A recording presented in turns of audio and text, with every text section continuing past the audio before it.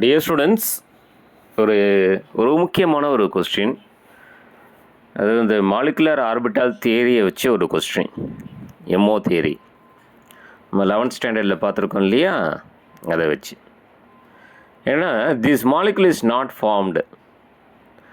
ஒரு மாலிகுல் எப்போ ஃபார்ம்டு ஆகலை அப்படின்னா எப்போ தெரியும்னா, according to molecular orbital theory, அங்கே பாண்ட் ஆர்டர் வந்து 0 வந்திருக்கணும். இப்போ கொடுக்குற ஒரு 4 ஆப்ஷன் கொடுத்துருக்காங்க, அதோட பாண்ட் ஆர்டர் நமக்கு தெரியணும். ஹைட்ரஜனுக்கு மாலிகுலுக்கு பாண்ட் ஆர்டர் 1, பெரிலியம் மாலிகுலுக்கு பாண்ட் ஆர்டர் 0, ஆக்சிஜன் மாலிகுலுக்கு பாண்ட் ஆர்டர் வந்து 2, லித்தியம் மாலிகுலுக்கு பாண்ட் ஆர்டர் வந்து 1. அப்போ யார் யாருக்கெல்லாம் பாண்ட் ஆர்டர் வந்து அந்த 0க்கு மேலே அந்த 1, 2, 3 அப்படின்னு வருதோ, சம்டைம் வந்து 1.5, 2.5 அப்படி கூட வரும். இதெல்லாம் வந்து ஃபார்ம் ஆகும். ஆனால் பாண்ட் ஆர்டர் 0ன்னு வருது. ஸோ இது பெரிலியம் மாலிகுலுக்கு பாண்ட் ஆர்டர் 0 வரும். ஹீலியம் மாலிகுலுக்கு இதுக்கு வந்து பாண்ட் ஆர்டர் 0 வரும். பாண்ட் ஆர்டர் 0 வரக்கூடியதெல்லாம் இப்போ நமக்கு அதுக்கு மாலிகுலர் ஆர்பிட்டால் டயக்ராம் வரைஞ்சி பார்க்கணும். ஒவ்வொன்றுத்துக்கும் ஹைட்ரஜனுக்கு தனியாக வரைஞ்சி பார்க்கணும், பெரிலியத்துக்கு தனியாக வரைஞ்சி பார்க்கணும், ஆக்சிஜன் தனியாக வரைஞ்சி பார்க்கணும், லித்தியத்துக்கு தனியாக வரைஞ்சி பார்க்கணும்.